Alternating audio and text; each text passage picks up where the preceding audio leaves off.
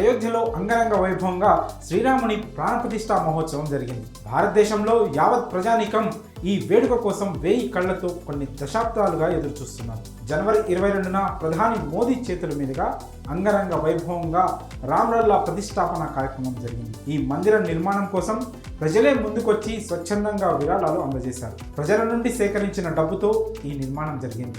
7 దశాబ్దాల వివాదాన్ని, ఓ సున్నితమైన అంశాన్ని సుప్రీంకోర్టు ఓ కొలిక్కి తేవడంతో అయోధ్య రామ మందిర నిర్మాణం సాఫీగా సాగింది. శ్రీరాముని మందిర నిర్మాణం కోసం 2021 జనవరి 14వ తేదీన విరాళ కార్యక్రమం చేపట్టి కేవలం 45 రోజుల పాటు ఈ ప్రక్రియను కొనసాగించింది రామ జన్మభూమి తీర్థక్షేత్ర. అదే ఏడాది ఫిబ్రవరి 27తో ఈ విరాళాల సేకరణ ప్రక్రియ ముగిసింది. మొత్తంగా 3500 కోట్ల రూపాయల విరాళాలు అందాయి. 10 కోట్ల మందికి పైగా విరాళాలు అందించారు.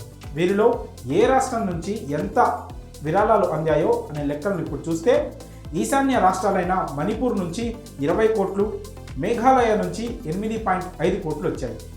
అరుణాచల్ ప్రదేశ్ నుంచి 4.5 కోట్లు, నాగాలాండ్ నుంచి 2.8 కోట్లు, మిజోరం నుంచి 2.1 కోటి అందాయి. ఇక తమిళనాడు నుంచి 85 కోట్లు రాగా కేరళ నుంచి 13 కోట్లు వచ్చాయని శ్రీరామ జన్మభూమి తీర్థక్షేత్ర ప్రధాన కార్యదర్శి చంపత్ రాయ్ వెల్లడించారు. మాజీ రాష్ట్రపతి రామ్నాథ్ కోవింద్ 5,100,000 రూపాయలు అందించారు.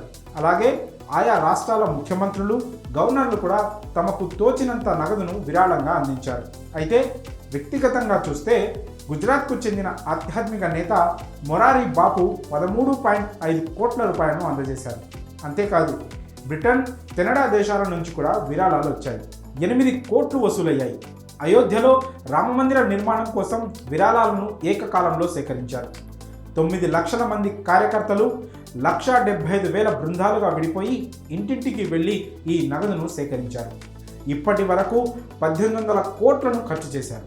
మరి అయోధ్య రామమందిరం కోసం మీరు ఎంత విరాళం ఇచ్చారు? మీ ఊరిలో హైయెస్ట్ అమౌంట్ ఎంత? లాంటి వివరాలు మీకు తెలిస్తే ఆ అమౌంట్ను కామెంట్స్ రూపంలో తెలియజేయండి.